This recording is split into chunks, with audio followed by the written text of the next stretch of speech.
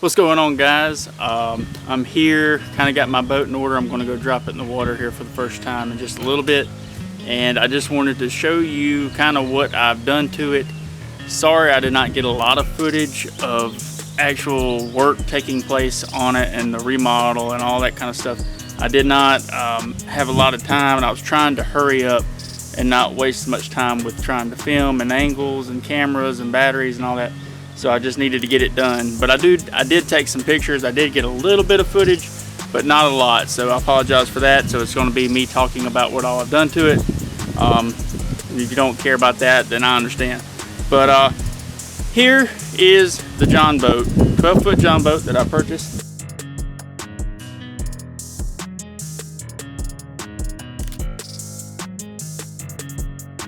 So starting at the front, you can see trolling motor. I got an older motor guide, Stealth.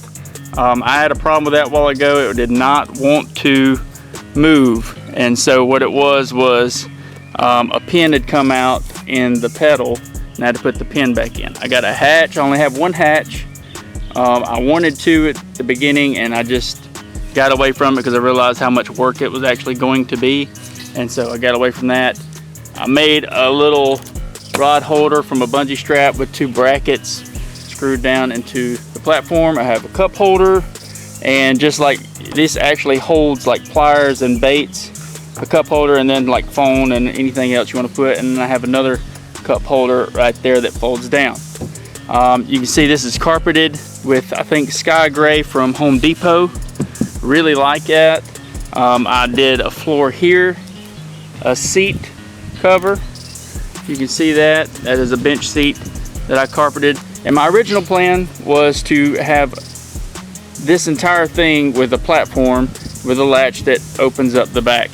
I come to find out I did not have a way to do that without actually like trying to just to brace it from downward on the very back end. I didn't have anything to screw it down to, so I had to scrap that idea. And I like this actually a little bit better, kind of. And eventually I might try to close it up, but I don't know yet. But let's look inside the hatch and show you that. My single hatch, just basic hinges. I went with black to go with the gray. I made this little door latch from just a piece of like strap that I stapled in, and then I made another strap right here just to kind of keep that door from going all the way over. Let me bring you down here and I'll show you what's in here. Okay, so I have a storage box, and I'll do a tour of like what's actually in my boat in another video today. But I just wanted to show you. Got my battery today, tried it out. That's why I was playing with the motor and figured out I had a problem, so I had to fix that. I've got rope, tools, bait, life jacket, a tarp to cover it up, and just a bunch of tackle basically. And then I have some other tools in my dry box back here. But I really like my hatch. I mean, of course I would like a little, you know, the ones that you pop and it automatically locks when you shut it. But I mean, this works. I really do like it. I think we did a great job. My grandpa helped me out on it. I really love my rod holder. I've got to bring those back down, but I really enjoy that. I can put about 5 rods right there. This is removable if I can ever get a good grip on it. I can't get my finger on it. But that'll pull out if I can get something to pry it off with. But there's foam underneath it. It's really tight because of the carpet. It fit tightly. Again, bench seat. Maybe one day I'll have a live well or something right here in this. That would be really cool. I have my anchor, a little machete, my strap. This is my little travel fishing bag that I'm carrying today, and I had to cut a hole for the plug down here. If you can see that, if I had covered this up, I wouldn't be able to put the plug. Goes from the inside, not the outside. It will not fit from the outside. It probably would, but you know, whatever. And I put a cleat on it. It had no cleats for rope, so I put that on there. I've got another one that I need to put in the front, but let me show you something that I found in Walmart for about 30 bucks. And this is probably the coolest thing so far that I've done to this. I did not know these existed until last week. This little thing. I've got, these are your Nav Lights, and they're kind of dusty from going down dirt road. But these are your Nav Lights, your navigation lights that you have to have in a boat, at least in Alabama. Yeah, the coolest thing is, watch this. They are run on AAA batteries, which some people may not like, but I like that for the convenience sake. I have my my white light that goes back here in the back.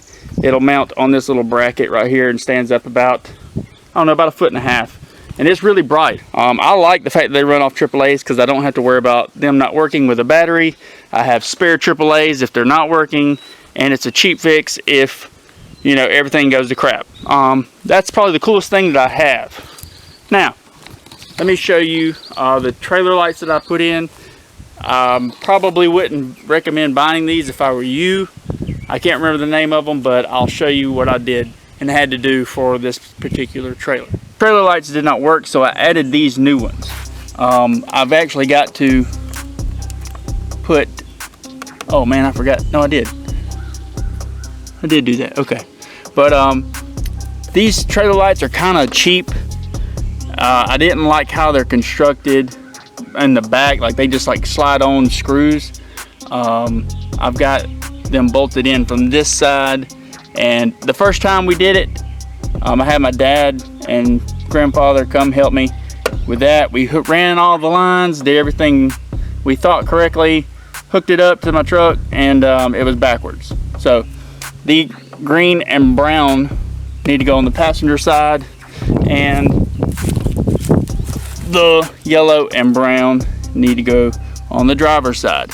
I had them backwards, and so my turn signals were wrong, and I just, like, stuff was just not working properly. So the next day I had to go back and redo it.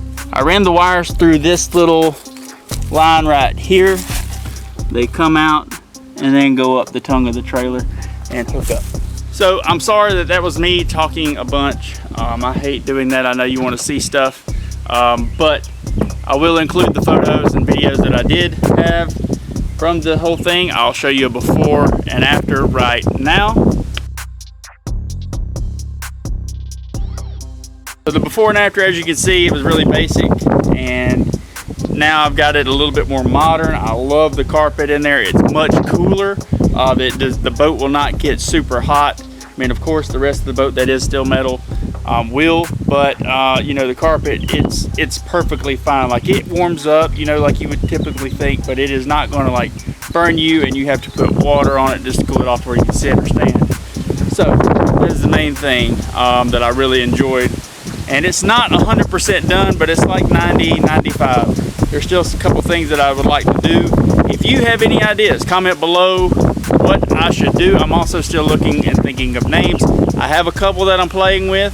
I don't know exactly what I want to do, but I do have a couple ideas. So if you have any ideas what you would like, comment below, and if you pick yours, then I might send you a little something and get in touch with you and get that to you. But that's pretty much it, guys. Like I said, I still want to paint it and do some other things, but the inside's pretty much done. So hope you enjoyed it. Hope this helps you, give you a couple ideas. So anything else, drop a comment below, get in touch with me somehow on Instagram, and I'll get back to you. Till next time, see you.